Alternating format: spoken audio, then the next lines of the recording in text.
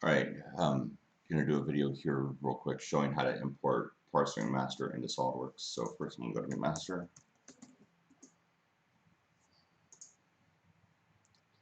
and so I'm gonna go find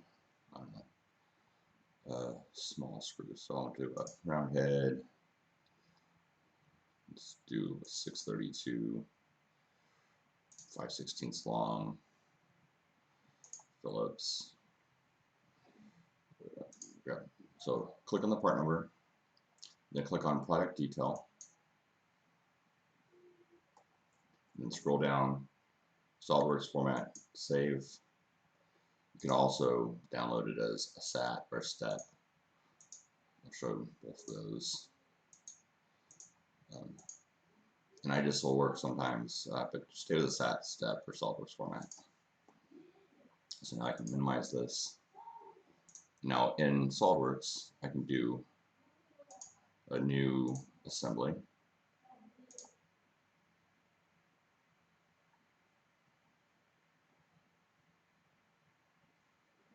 So pop it into assembly.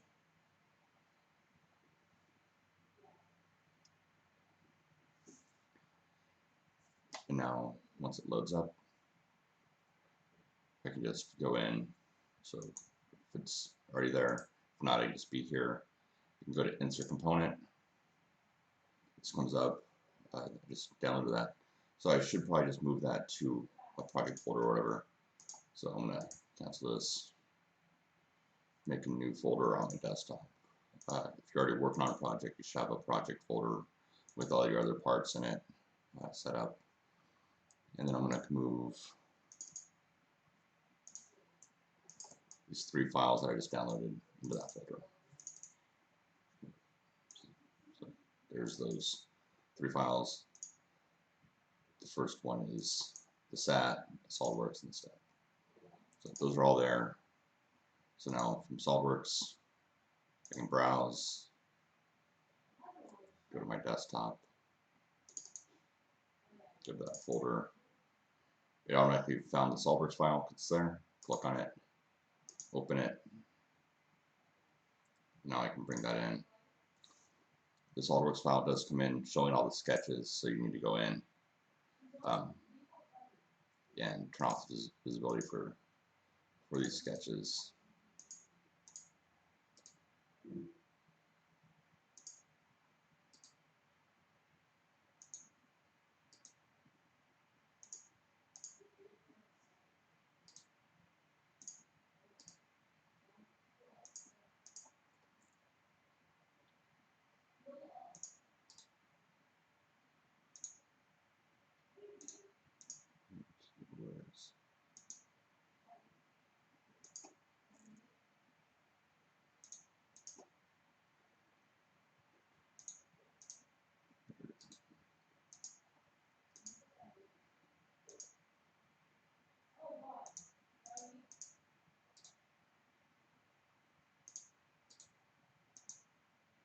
There you go.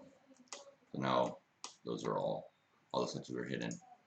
So if I go to insert components and I change the format to all files, now I can see the other ones. So here's that SAT file, and it comes in like that. And if I do insert component, all files, there's the STEP file,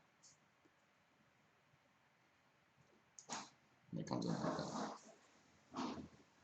So with these, I can go and do my mates.